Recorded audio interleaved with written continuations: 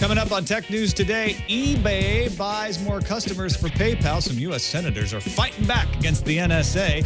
And Netflix type service is just for the kids. But is it any good? All that and more coming up. Netcasts you love. From people you trust. This is Twit. Bandwidth for Tech News Today is provided by CashFly at CACHEFLY.com.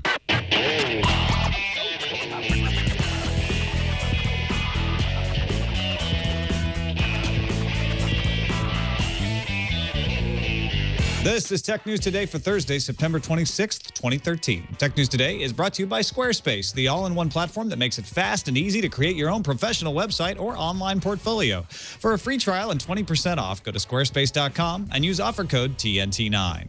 And by Gazelle, the fast and simple way to sell your used gadgets. Find out what your used iPhone, iPad, and other Apple products and smartphones are worth at Gazelle.com. And by ProXPN. ProXPN is a virtual private network that allows you to use the internet the way it should be, anonymously and without oversight. For 20% off your new account, go to proxpn.com/twit and use the code TNT. Welcome to Tech News Today. I'm Tom Merritt. I'm Sarah Lane. I'm Aya Zakar. And I'm Jason Howell. And this is the show where we try to take the most important stories in the tech world, put them in some context for you, starting with the top 10 stories of the day in the News Fuse.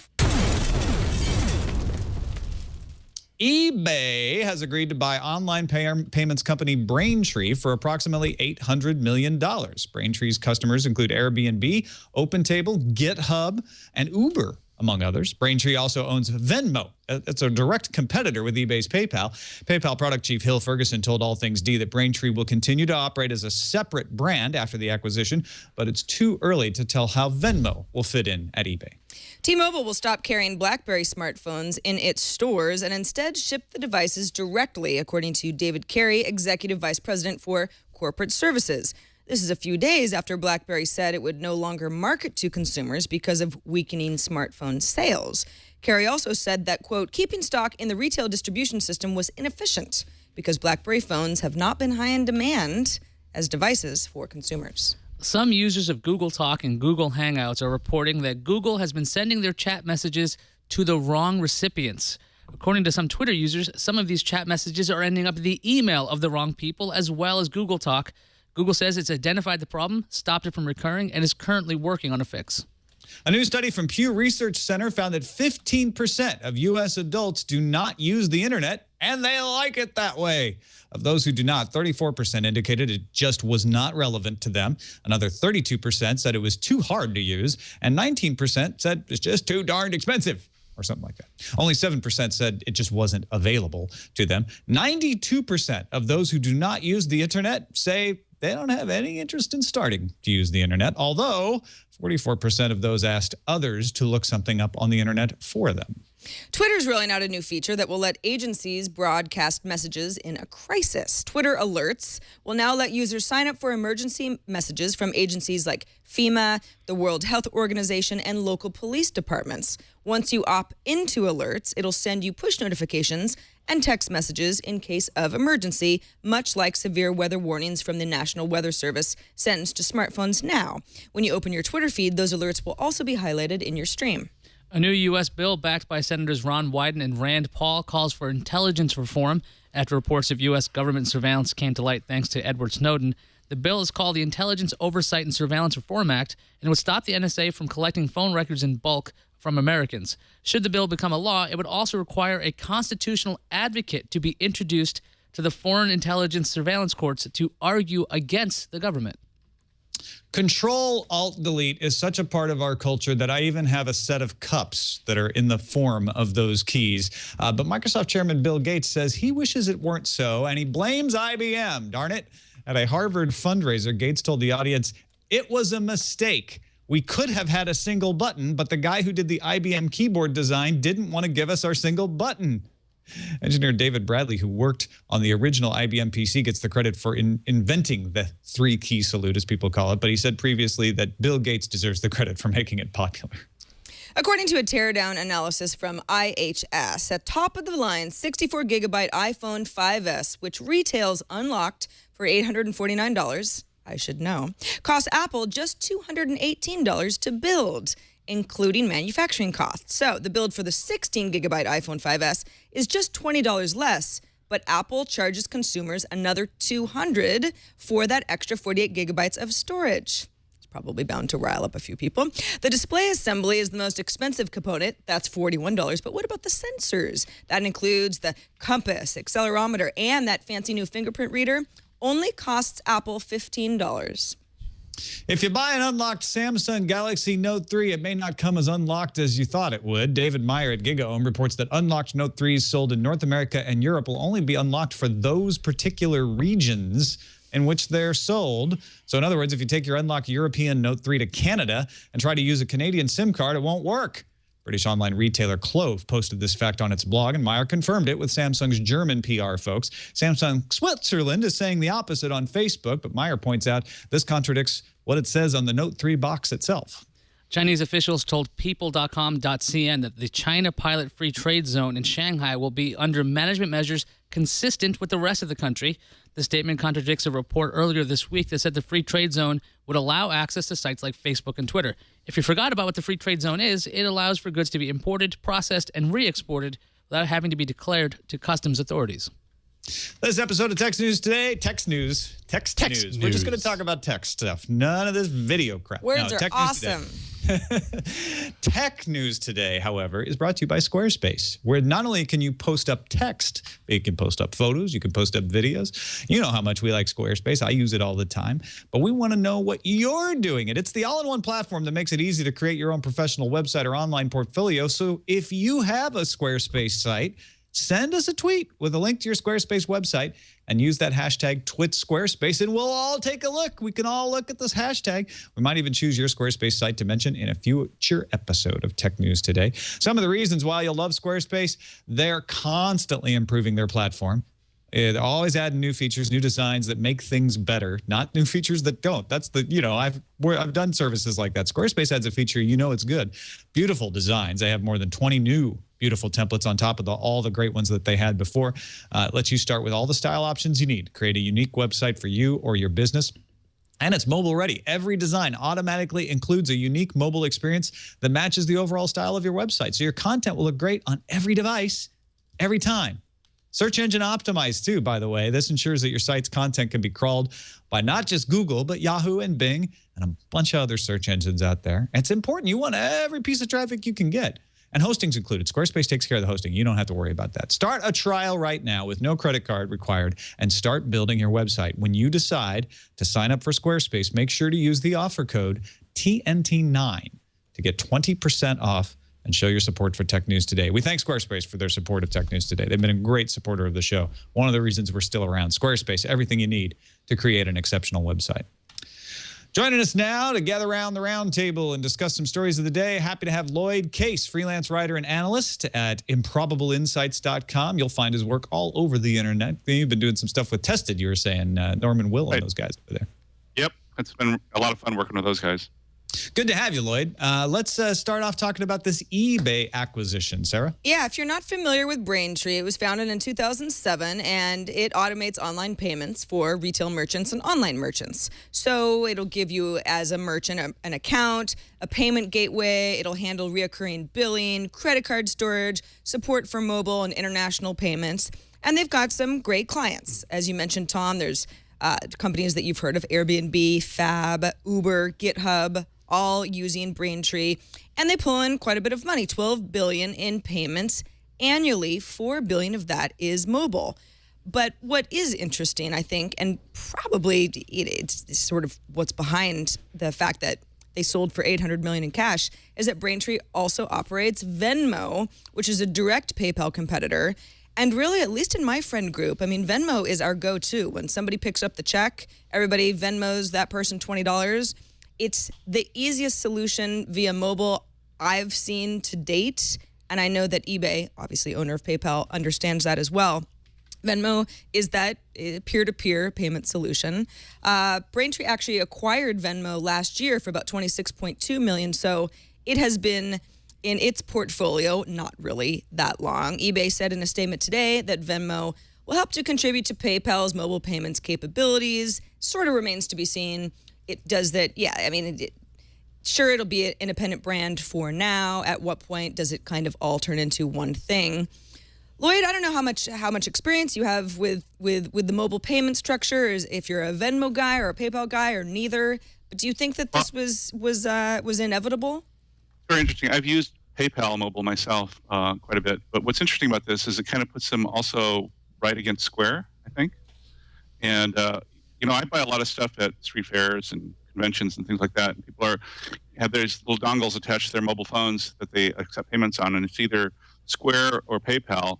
And it's really interesting. My experience has been they always have more problems using the PayPal system than Square when they run the credit cards through. So maybe this is a good move for PayPal. I think one of the interesting things about this is you've got two big wins for PayPal here. I mean, eBay is obviously buying this for PayPal, and I sort of I suspect that eBay is looking at PayPal as its future, essentially. Yeah. But Braintree is going to help PayPal with that checkout process. Right now, if you use PayPal to pay, you always have to throw over to PayPal and log in with your PayPal ID, and it takes you out of the experience of the site. Braintree, you probably never realized you were using. So that's going to help PayPal smooth out that. But I think you're right, Sarah, about Venmo. Venmo Touch was a project that they've been working on that would let users enter their credit card information into Venmo, and then it would populate in other apps. Now, some people like me might be scared about having it, hacked or something like that. But the ease of that is helped if all of a sudden to an app maker, they say, well, how many people are using Venmo? It's not that popular yet. If you all of a sudden have 140 million PayPal users that are instantly part of Venmo with their credit card information available, that becomes a really compelling thing where I don't have to keep entering my credit card stuff all the time because I'm a PayPal user or a Venmo user. Exactly. Well, and for merchants, I mean, the Uber service gets my credit card transaction multiple times a day, sometimes when I'm feeling particularly lazy. But it's like PayPal, no one at PayPal has to convince anyone at Uber to change systems. Mm-hmm. They simply now own the company that Uber's using, and you kind of throw money at the problem, and there you have a solution. We've talked a lot about different online and mobile payment systems out there. It seems like there's so many companies out there. Consolidation was like imminent with PayPal or eBay buying Braintree. It seems like Braintree's clientele, like you were mentioning, Uber, and then who else is in there? It's Airbnb, Fab, Living Social, all of these companies becoming eBay, PayPal customers. That becomes something interesting because now you have, without having to negotiate with these companies, like you're saying, Sarah, they now have some very, very big customers when it comes to all these payments. I think the other issue I think is going to be interesting from the perspective of those customers, the Airbnbs of the world, is what the customer service experience is going to continue to be like. If it's, I suspect one of the reasons they liked Braintree was because of the customer service, and PayPal is not exactly famous for that. So we'll see how that works out. Yeah, that's another big plus for PayPal. Agreed. A new bill we mentioned in the news fuse is being proposed called the Intelligence Oversight and Surveillance Reform Act. It amends sections of FISA. Let me run through a little more about what this bill is going to do. It's proposed by Senators Ron Wyden of Oregon, Mark Udall of Colorado, Richard Blumenthal of Connecticut, and Rand Paul of Kentucky.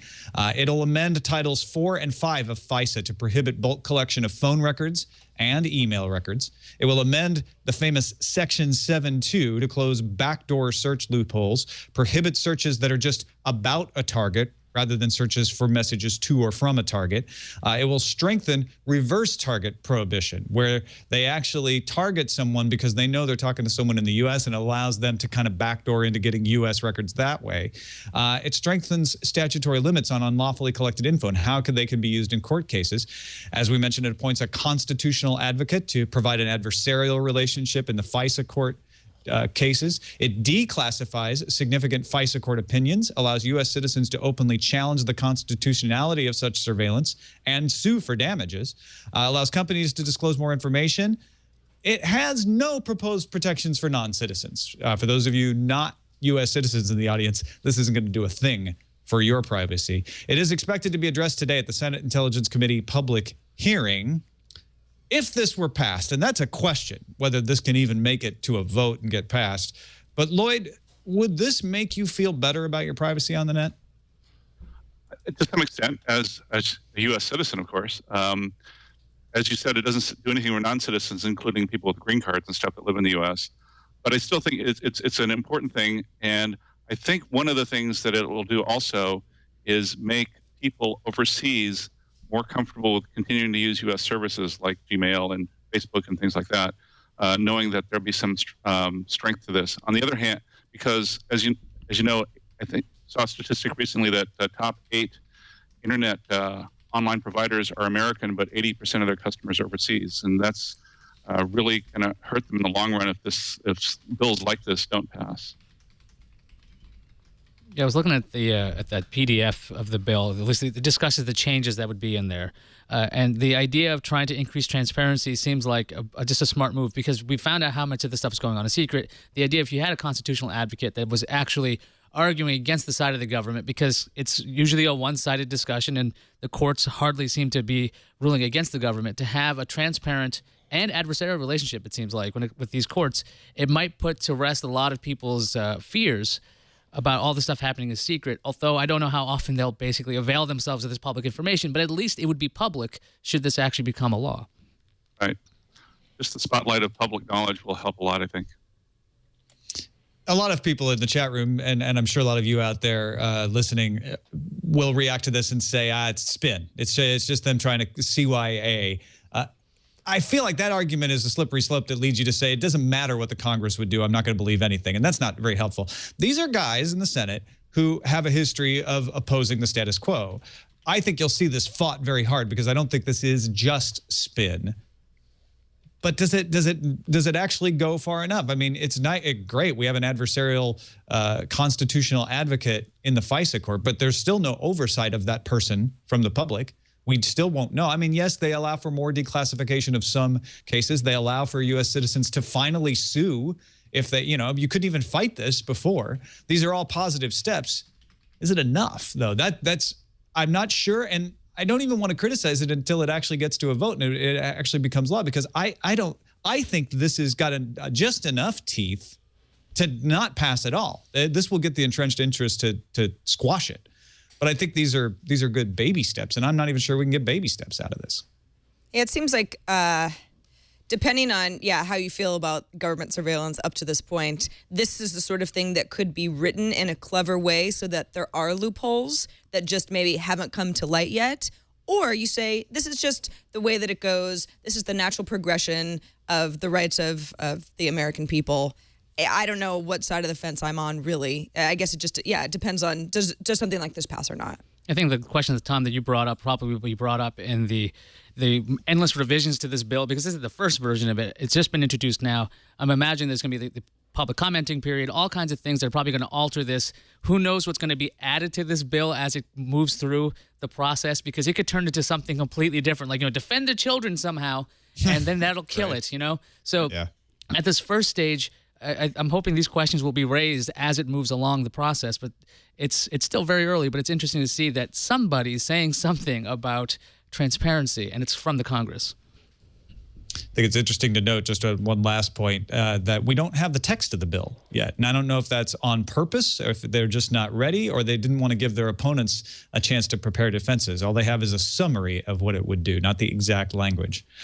Let's talk about this Pew Internet and American Life Project study. Who's not online? 15% of American adults ages 18 and older do not use the internet or email. Now, we always have people who are like, well, wait a minute, how did they get this information? Pew Internet does a great job of conducting valid surveys. They surveyed 2,252 adults 18 and over on April 17th in English and in Spanish, and their margin of error is 2.3%. So this is a fairly good, well-conducted study. These numbers are probably fairly accurate. I think the interesting thing, I don't know about you guys, the interesting thing to me is that 92% of the people who are offline just aren't interested in getting online. And you may say, well, they're all old. Of those aged 65 and older, only 44% had no internet. So the majority of those 65 and older do have internet. It is the majority of those that don't have the internet are over 65, but it is spread at least somewhat across the spectrum. I think, yeah. I mean, well, if they're elderly or, I don't know, over the age of 65 or whatever, I mean, there are probably some retirement communities, and you've got a computer room, and there's certainly internet access. But I mean, ask my recently deceased grandma, but I mean, the last 10 years of her life, the whole time, I'd be trying to show her something on the internet, and it's just like, all it did was make her mad. She was just, get that thing out of, it's like she had a really weird reaction. She's like, 0 things in my life need this box, and I don't care what's going on in there. It just didn't make sense. So I don't think just access is enough for some people who are like, I've gotten this far without it, and I just don't feel like changing anything now. Yeah, I can tell you what prompted my dad to become a heavier internet user was when he couldn't get local baseball anymore. So he signed up for MLB.com and, is watching baseball online. And that's prompted him to do other stuff on the net. So I think that they need to find a practical reason to use the internet, particularly the older generation. Yeah, I think, Lord, you're right. It's practicality. If you've got systems that work for you, why would you bother to change it? I know the early days of internet, when I was trying it out, there doesn't seem to be like, I really need to do this. I enjoyed looking at GeoCities and making my own websites and things, but they weren't like, online shopping was just starting, and things like that was just at the beginning. So if you've had like a phone system, a catalog system or something that you're used to, why would you ever change that? If it's relevant to your life and you're like, I can bank online or take photos that way, that seems to be driving a lot of us to go, what did you do before? Did you go to the bank to actually deposit a check? That's crazy. How'd you find a hotel? You had a directory? That isn't, how? I saw somebody in the checkout line at the grocery store, Petaluma Market, right across the street, writing a check for her groceries.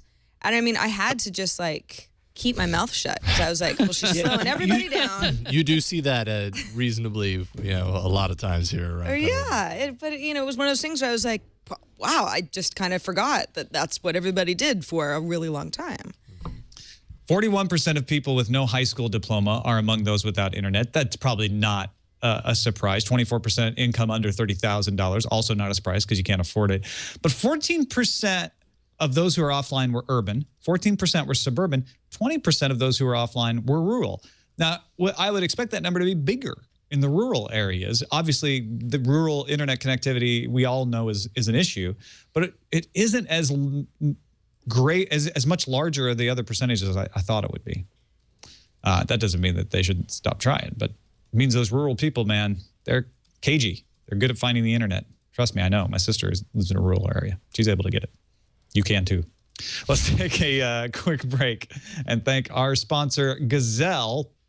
If you need a little money for your internet, actually, you probably didn't buy a gadget in the first place if that's the case, but you can still get more cash by selling your old gadgets on Gazelle. That new iPhone is here, and Gazelle.com wants to buy your used iPhone. For a limited time, Gazelle is allowing you to lock in today's pricing for your iPhone while giving you an extra few days till October 31st to send it in. Today, right now, is September 26th. Normally, if you go to Gazelle and you lock in a price for anything you're selling, you can lock it in for a month. So that would be October 26th. But they're giving you 5 extra days right now. Gazelle is allowing you to lock in today's pricing for your iPhone until October 31st. That means you'll have time to get that new iPhone before you send them your old one. Gazelle makes selling your used gadgets fast and simple. You can just go to GAZELLE.com, tell the Gazelle the condition, be honest. They'll even buy broken iPhones and iPads, and they're going to look at it when they get it anyway. Get a risk-free offer for your gadgets and free shipping, and then you'll get paid fast by check, PayPal, or Amazon gift card, and then get an extra 5% when you get the Amazon gift card. Gazelle has paid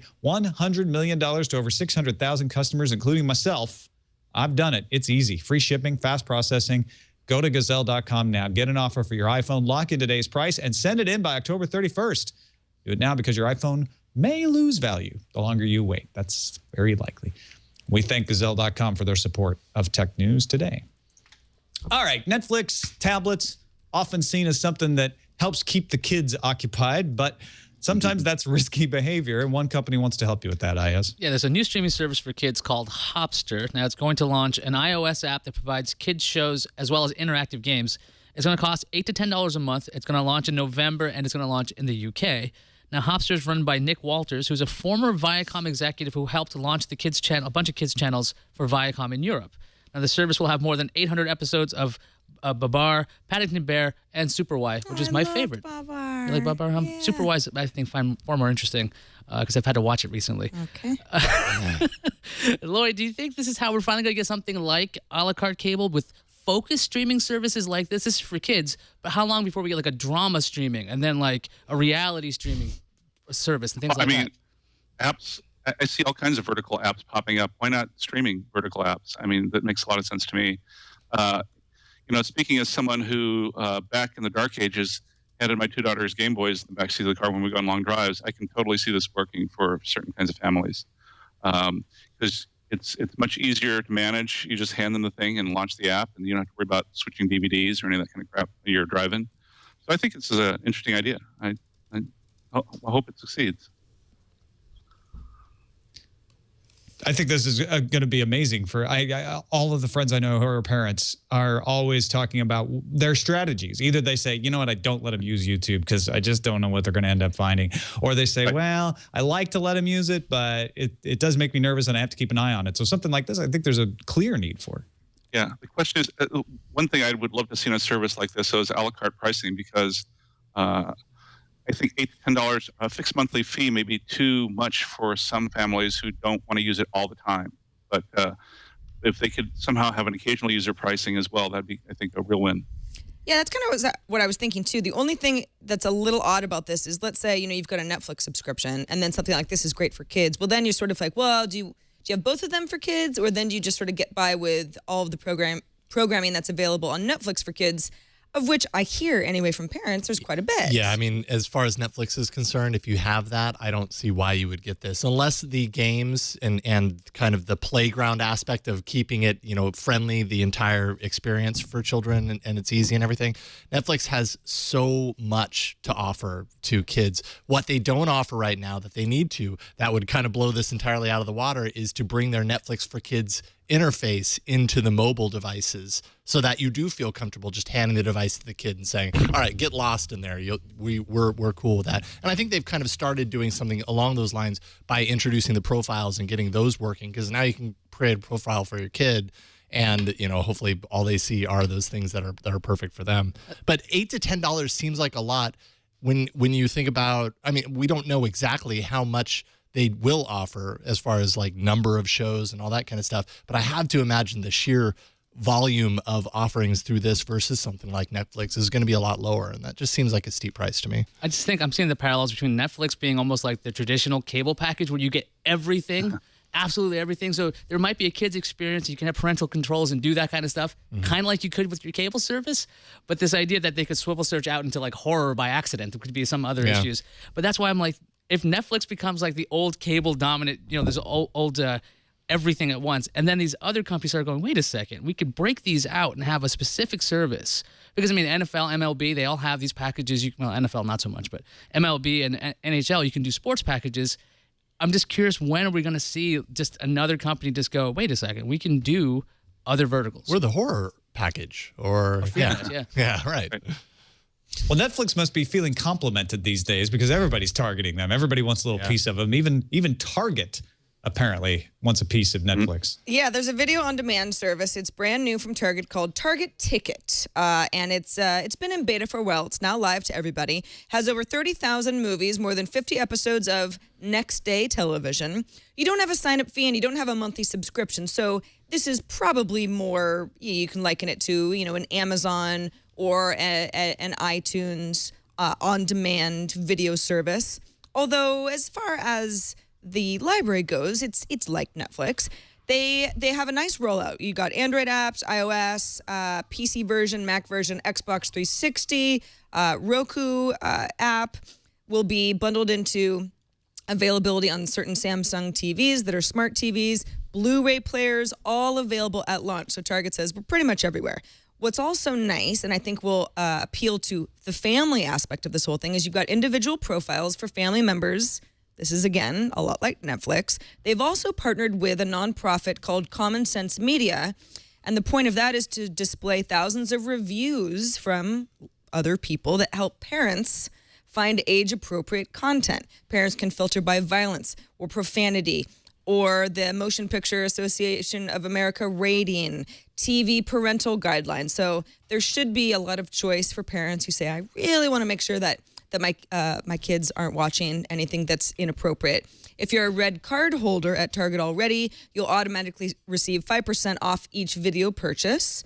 And just because they want everybody to try out the service, you get 10 free downloads from a pool of movies that they've pre-selected, every new user. Now, until recently, I didn't really have a lot of experience with Target. There was really no Target in San Francisco. I've never really been to one until City Target. What? I know. Really? I know. I'm sorry, I'm shocked. It just was, Target was just not one. It was very inconvenient for me to go to one, so I never did. There's now a City Target right down the street from my house. It's the first one in San Francisco. I mean, it's a family center. I had no idea Target. But, you buy groceries and toys and clothes and furniture and electronics. It's an all-in-one. I'm in there all the time. But, I mean, so are all the families. So I think, really. Welcome, Sarah. Welcome. I can't stop. I can't stop. Shoes. They sell shoes. But it really is, it's an all-in-one stop for families. And I wonder, you could say, well, Walmart does stuff like this as well. But does Target somehow have a family-friendly branding that, let's say, somebody like Netflix just doesn't have and just doesn't have a retail presence? Lloyd, what do you think? Well, I'm kind of curious. Do you know if Target grew this on their own or if they're licensing somebody else's stuff? I mean, I sort of see this as similar to what Walmart's doing with Voodoo. But it is an internal service. So I'm not sure if an outside company built their infrastructure, but it's not. Right. It's not just a partnership. It's actually something within the Target brand itself. Right.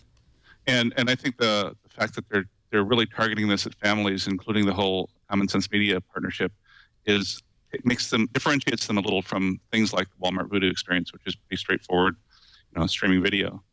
So I think this is where they're going to probably push hard on in terms of trying to get people to watch their stuff. Apparently, it's powered by Rovi Entertainment Store. That's the company that's going to do in the back end for the Target thing. But Sarah's right; it's totally internally, branded and presented. But according to Variety, when's this story from? They're selling the Rovi Entertainment Store, so that could be a problem for Target Ticket. This is only a week-old story. It's a little story behind the story there. Well, unless they built something that then Target is now selling the Rovi store? No, Rovi is selling off the division that built this system for Target. Are they selling it to Target? No, I don't think so. Well, I don't know. Target might get in there and buy it. That's right. Yeah, I mean, I don't see the point of building something with a company that then all of a sudden ceases to exist. I don't know. I mean, again, as far as the family stuff, these aren't really features that I'm using on a regular basis, but I have to assume, especially if you're a parent who's like, more and more, my kids are watching stuff on the internet and I don't know these shows and it's not traditional cable, being able to filter by all of profanity or, inappropriate content and that sort of thing has just got to be a win for parents who think, okay, we're going to get into the video on demand thing in our home for the first time. When I was looking at the service this morning, they're running this promotion. If you sign up, you get 10 free Ultraviolet movies because some of the things you do when you buy some of these movies, they are available in Ultraviolet, which means you can access them on Flickster or you can access them on Vudu or different things if you go to your main Ultraviolet library. And if you already have Ultraviolet movies, you can import all that stuff into this one location, which I think was a smart move. But one of the weirder things about Target's catalog I've noticed, not every movie they offer is in the Ultraviolet version. So you might get stuff that's locked to the Target Ticket brand versus being able to access somewhere else. So you would need the Target Ticket apps. So it's an interesting mix by using Ultraviolet and their own style of their own DRM. If this will take off, because if you have two different things, you might start wondering why doesn't it work everywhere unless I'm using the Target Ticket app. Just real quickly, I didn't read far enough down in the Variety store. Rovi Entertainment Store was sold because it was losing money to an entity called Reliance Majestic Studios that is in Beverly Hills, and nobody seems to know a whole lot about them. So I think the complication here is not that it was sold, but that the new owners, we don't know if they have a plan for turning around Rovi. I think that's a side story there. I think Target being able to get in there and make an online streaming store, though, is really, really a positive and a good thing for Target to try to do, because brick and mortar is not going away, but that's going to be less of a revenue. And they need to find another way to sell retail to their target audience. No pun. Well, okay, pun intended. I didn't stop it. Yeah. Particularly if you ever walked into Target, they have a huge section of DVDs, right? I mean, it's rivals a lot of other places I've seen, and I'm sure that revenue is starting to decline over time as more people are streaming stuff. So this is another way to sort of prop that up. Let's finish up with an ode to this little guy, my Microsoft Surface RT tablet. He's the last of his breed, Ayaz. Well, apparently. he's got a He's got a successor. sister. Yeah, he's the got Surface 2. the right. 2, but they dropped the RT part, so even in name, it's not the same. So Dell's Windows RT-based tablet, the XPS 10, is now listed as unavailable after a price cut brought the ARM tablet down to about $300. Now, Dell told PC World it's going to refresh its tablet lineup in October, but people are thinking that Dell's going to use Intel's Bay Trail processor for an upcoming 8-inch Windows 8.1 tablet. So the only company left making Windows RT tablets is Microsoft. So Samsung left the game. Asus is not bringing it over. Lenovo said no. Dell seems to have left Windows RT. HTC apparently had plans and scrapped a Windows RT tablet. Nokia might introduce one with the Lumia 2520. That's been rumored for a while. Mary Jo Foley at ZDNet and Windows Weekly says that Microsoft's working on a new Surface Mini. It's around a 7 to 8 inch device that's going to launch early next year. That would be ARM-based. And Mary Jo Foley is saying that Microsoft still believes ARM offers better price points and battery life possibilities, and it allows the company to field an OS with less/no crapware, viruses, and piracy because of how locked down the operating system is. Lloyd, does Windows RT even have any future if only Microsoft and then the Microsoft-owned Nokia is the only companies making tablets with this operating system? I don't think so. I mean, they had a fire sale to get rid of the old ones, right? I mean, yes. So I think this is a sort of a stopgap measure. I think I'm talking about the Surface Mini. Long term, I mean, they're going to have to look back at x86 because Bay Trail is actually a very nice solution for this kind of space. And ARM is good for things like Android, and certainly the ARM architecture is built into the iPads. But with people pulling away from RT, particularly big Microsoft OEMs, I would say that Microsoft will see the writing on the wall. I think after the Mini, it's kind of gone.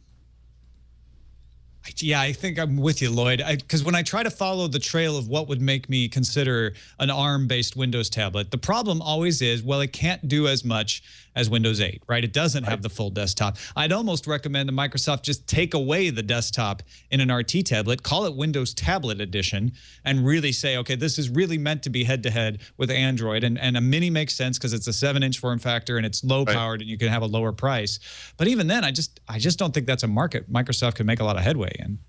Right, and in terms of the people that sell apps on both Microsoft stores, whether it's Windows 8, x86, or RT, having to support two different apps that have different, build two different apps for different targets is kind of a pain. So I think that going back to x86 might be a good move. Lloyd, do you think this is just simply a branding thing? If this was Xbox Surface or something like that, where you know that these applications won't run on this tablet, but it's meant to be a companion device, would that make it a better sell to people? Because it seems like there's been confusion from the very beginning when there's an ARM-based version of Windows and a regular version of Windows. Right. Is it just branding? No, I think it's a lot more than that. I mean, why would I build anything for even an Xbox tablet unless it actually ran Xbox games? I mean, you get the same kind of confusion in branding. It'll just cross over to the entertainment side instead of the business side. So I think Microsoft's strategy is really kind of, we're throwing everything at the wall and see what sticks, but I don't think it's going to work with this one.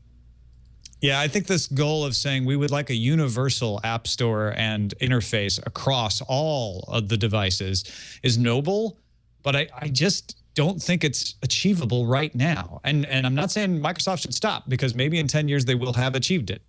But the problem with RT is that it's just a device nobody wants, except for that Microsoft purpose of saying, but then we can have Windows on ARM, and some of those apps can work on x86, and there's just not a demand for that right now. So let's move on to the randomizer, shall we?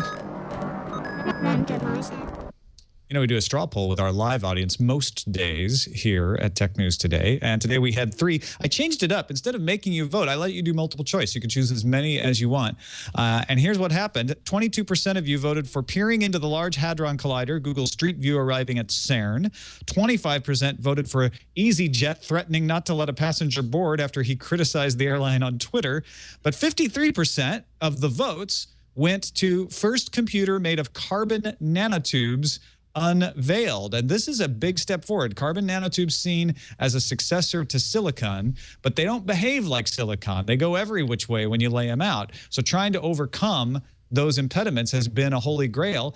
And some engineers at Stanford University have figured out a couple ways to do that. One is an algorithm that just sort of avoids any of the nanotubes that aren't properly aligned. And another one gets rid of an imperfection called metallic CNTs. These are carbon nanotubes that actually carry an electric current no matter what you do. You can't turn them on and off, which you can't really operate an and/or switch if you can't turn it on and off.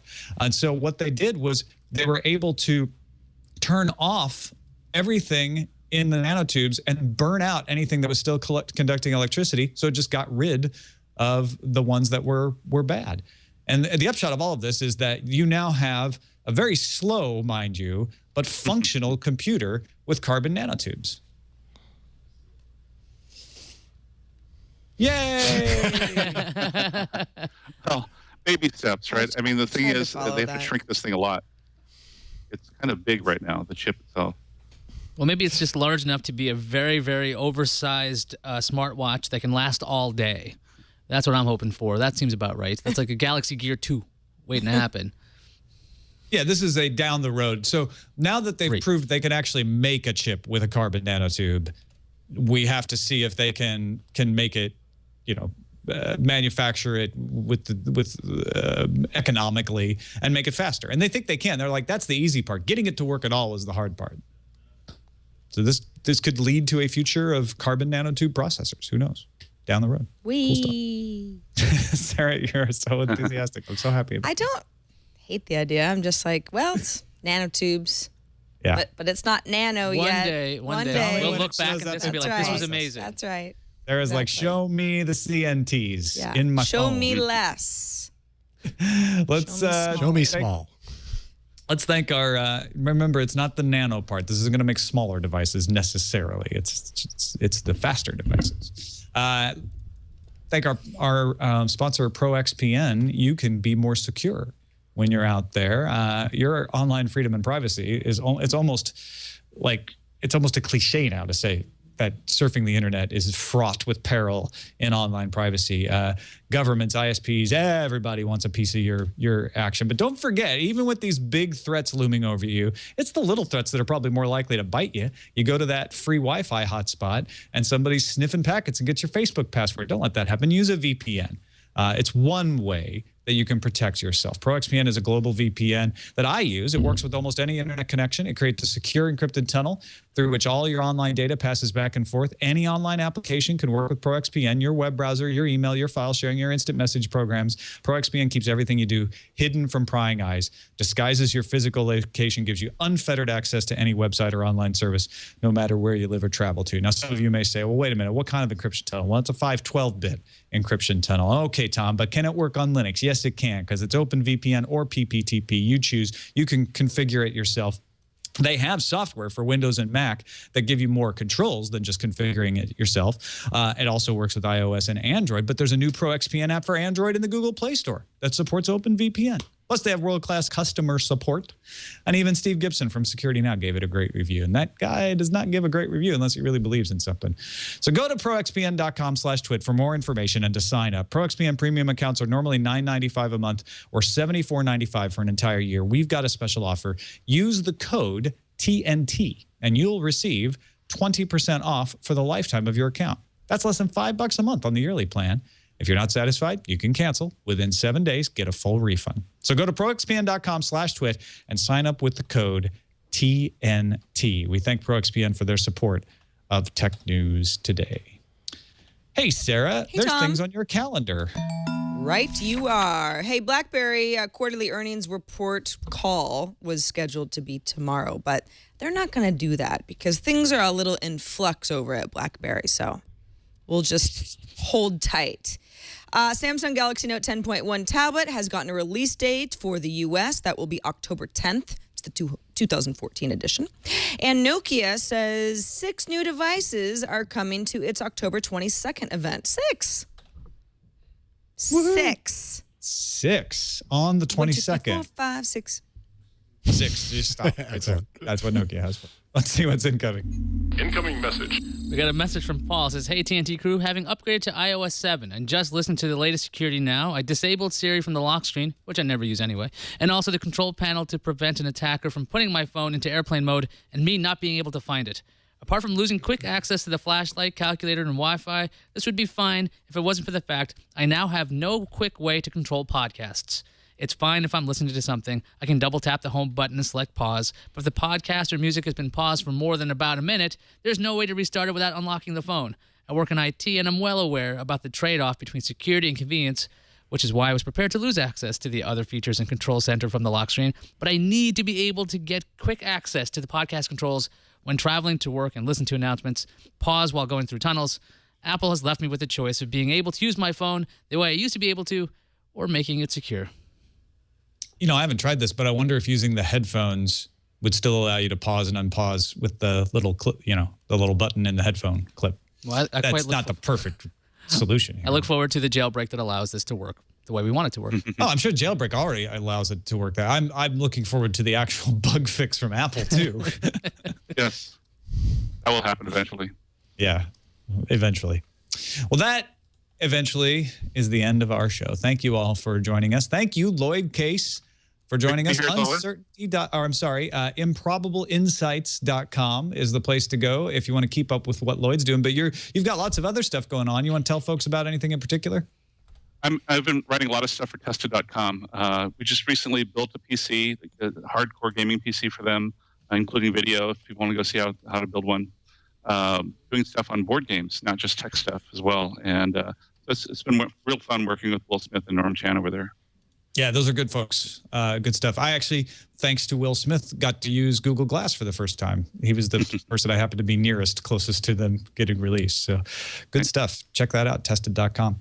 Also, check out our subreddit, technewstoday.reddit.com, where you can let us know what kind of stories you would like us to discuss on the show. It's one of the things we look at. I did a video a couple weeks back where I showed the process I go through before the show, and you'll see how we use the subreddit to help determine the stories of the day. So go in, get in there, do some voting, up or down, either one, or even submit some stories, technewstoday.reddit.com.